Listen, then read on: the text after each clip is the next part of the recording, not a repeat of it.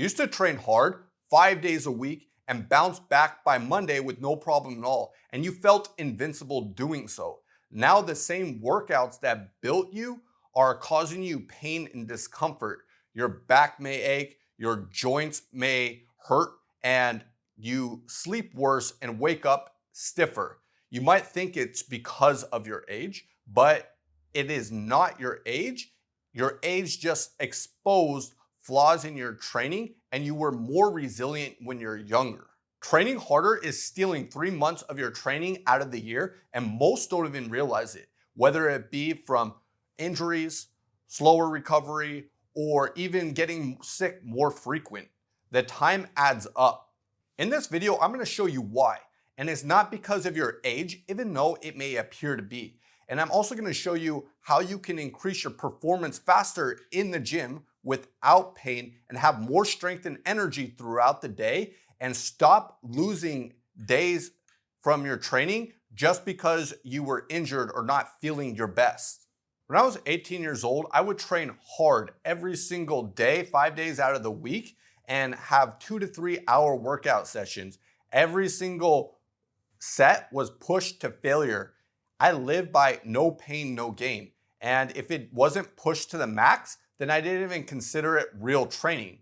However, then I got into over a dozen car accidents over the years, and I was told by doctor after doctor, specialist after specialist, that I would never live without pain again, that I would never be able to lift weights again. I had chronic pain in every inch of my body. But here's the thing, I may have had some injuries, but there was no broken bones. And after a few years, all the damage in my ligaments was healed, but my nervous system was still highly sensitive to pain. Just sitting on the couch and with somebody sitting next to me, that slight dip on one side shifted my spine and sent shooting pain throughout my entire body. Even my newborn baby at the time, just touching my skin with a light baby's touch felt like I was being stabbed by a knife. Now I wake up every single morning loose and flexible, better than I was when I was 18 years old. I don't have pain lifting anymore. I don't have brain fog, and I'm more mentally sharp all day long. I have more strength and energy than I did back when I was younger. And that's what I want to show you today, because what pulled me out of the valley of despair and being in all that pain is also the same thing that's going to help you have the same results for your life. You may not be able to relate as far down in the hole I was at that time. However, what I learned through all that was that even though I had this kryptonite, it was also my superpower. It was a double-edged sword, because every single thing that me so much pain, how I walked, how I sat, my posture, what I ate, all these things were things that were bad for my body already. It's just my sensitivity was turned up so high. A small little whisper was sent through on a megaphone, and something that I could not ignore anymore. And the more I fixed one after the other, the better I got. I still have to manage my heightened sensitized nervous system today, but if I didn't have this, then I would by no means be able to perform at such a high level than I am today, because I wouldn't know how to do so.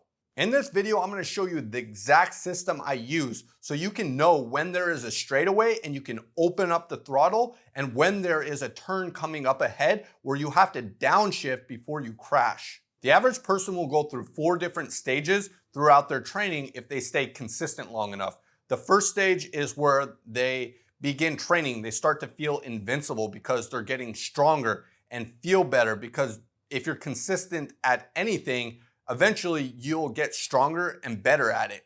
But then your bad training habits that you may have not even known that you had, maybe you were even following a well-recognized training program, but those bad habits for the things that you did not train for, you are starting to pay for it. You begin seeing the flaws in your training by the symptoms that you're experiencing, even though you do not think it may be in your training. You're starting to experience more pain and nagging. You may recover slower and you're tight and you don't feel like you did in the first stage. And then the third stage rolls around and those pains start to become injuries and you're starting to take weeks off or maybe even months off. And then if it keeps rolling around and you keep going through that cycle of start, stop due to injuries or pain or something else, then you're gonna hit stage 4 where you stop altogether or you stop doing the things that you really enjoy doing. Maybe you skiing or snowboarding or even playing with your kids and taking them down the water slide like I could not even do at that point. Here's the thing that throws most people off the tracks in the very beginning at stage 1 is they misunderstand what actually produces growth. They understand maybe that progressive overload, you get stronger by pushing your limits, and then your body will get stronger in order to make that easier for you. And then you increase the weight, and then you keep repeating that over and over and over. However, there's a difference between stimulating growth and then doing more damage. And in anywhere in life, normally there's a point where you have diminishing returns, meaning that you are not stimulating more growth, but rather you are just causing more damage, meaning that it'll take longer to recover and you won't get much benefits from that. However, your body has certain capacities for systems in your body, including your muscular system, your nervous system, and your energy systems. And if you pass certain thresholds or are given unreasonable timelines, whether that be lack of sleep or trying to increase the growth in your training, just like a construction crew that is given a less time to finish a project, they start cutting corners. In the same way, your body will start compensating in ways that you're not even aware of until it becomes a major problem. However, what you don't realize is that your capacity or your maximum recovery volume isn't just based on the work that you perform in the gym. It's also based off your daily life and everything that you do and how good your habits are. Most training programs don't account for this, whether they be a professional training program that you may have purchased somewhere or you are making the training program yourself. These are variables that you must take into consideration if you want to not just feel your best, but also perform your best. Let me give you an example from my own life. Leading up to the car accidents, I was training hard 5 days out of the week. But before my training session, I would also put in hard 8-hour days. And then after my training, I would run a business in the evenings and I would listen to other business influencers who would brag about how much sleep they didn't get and they were able to get more done. And so me following that poor advice, I did the same. Not to mention somebody who I looked up to at that time was Arnold Schwarzenegger, and he also said that he wouldn't want to get more than 6 hours of sleep of rest because he didn't need to. And he performed at a high level. He had a great acting career. He was governor. He did a lot in his life and got a lot done. However, I did not take in consideration all the different variables. And so after I got into the car accidents, then it turned up the volume of my nervous system and all the pain that I was experiencing because it was like I kept hitting the snooze button on my alarm when it would notify me that I was pushing past the threshold in the beginning. And then eventually that alarm got so loud that I couldn't ignore it anymore, and it became a major problem that took 10 years to solve for me. However, for most people, they don't get to that point where the alarm is turned up that much. However, the nervous system acts the exact same way. When you start to compensate or overlook certain things, then your alarm silently gets a little louder and a little louder. That little nagging, that little pain in your shoulder or your knee, all of a sudden it starts to be chronic pain or develop into an injury where you could not move it or put any weight on it anymore.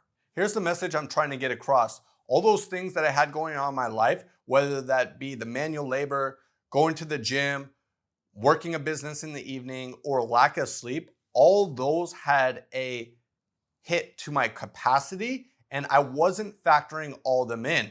And I thought I was doing good because my weight would still go up on the bar every single week and I was still making greater gains than most of the other people in the gym alone. So by those metrics alone, I thought I was doing great.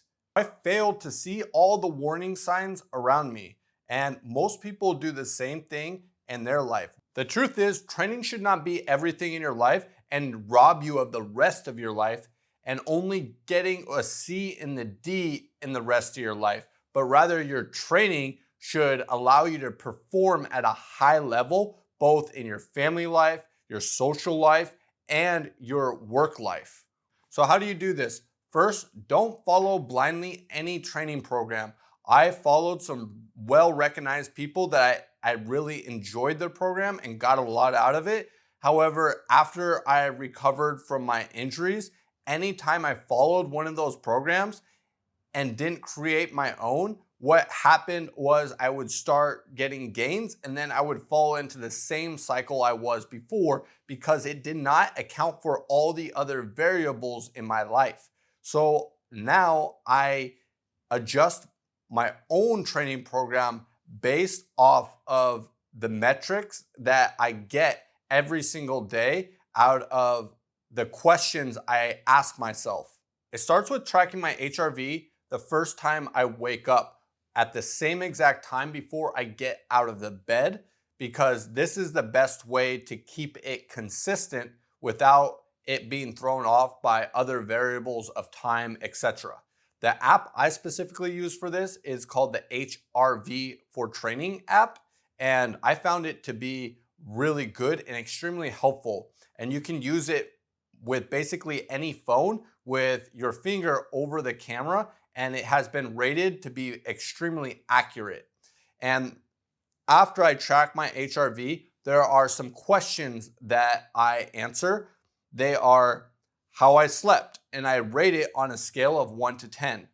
How's yesterday's training went and how hard it was based off of the average RPE. How sore I am, how fatigued I am, and what my mental energy is. And am I motivated to train? It also asks me other certain things in my life, such as if I'm sick, because that would mean that I should not train. That would be an extra stress on my nervous system. And most likely, if I work when I'm starting to feel a bug and train hard with an RP 8 to 10, that would cross the threshold. And then I might be out a week, where with that valuable data, recognizing, oh, I am feeling a little bug coming on. And then I can still train, but maybe downshift a little bit and do a lighter conditioning workout, but not push the RPE so much. That allows me to flush my lymphatic system, actually recover faster. And then the next day I can open up the throttle and push a little bit harder based off how I feel the next day, versus taking a week off because I pushed hard when I should have held back.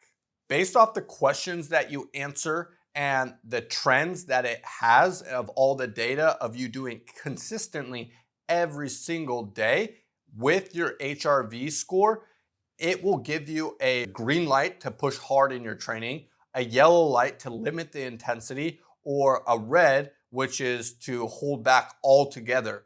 And that valuable data has helped me immensely and able to help me customize what I'm doing that specific day in my training and how to adapt it so that I don't lose days training and I'm able to push harder more consistently because I'm listening to what's going on in my body versus ignoring the alarms that are silently going off. Then after my warm up, before I actually start pushing the training, I answer another questionnaire and I rate my pain and stiffness based off 1 to 10, my sleep quality of 1 to 10, my stress level 1 to 10, and my readiness to train of 1 to 10.